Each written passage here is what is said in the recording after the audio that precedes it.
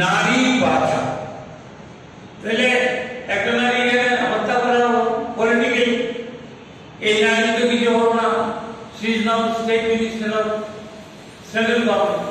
কিন্তু উনি কি করেছে কিনা আমি জানি না, ত্রিপুরার জন্য কিছু করেনি।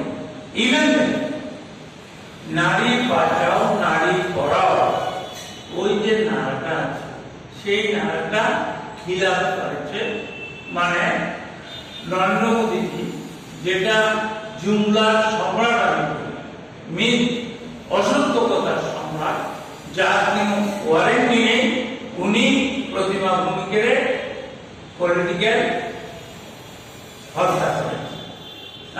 আমি হাতগড় যাচ্ছি না উত্তরপ্রদেশে, আমি এতে গুজরাটে আমি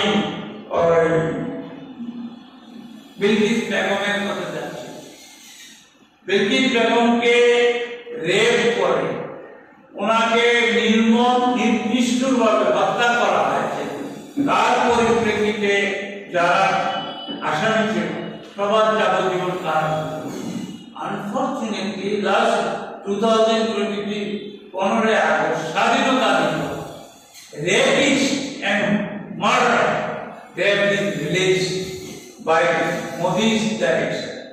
আপনারা জানেন গুজরাট সরকার তো মোদির ডাইরেকশনে চলে, সুতরাং one person filed a petition before the Supreme Court. Supreme Court read petition বলছে no, they should not be released, they should be again in the custody of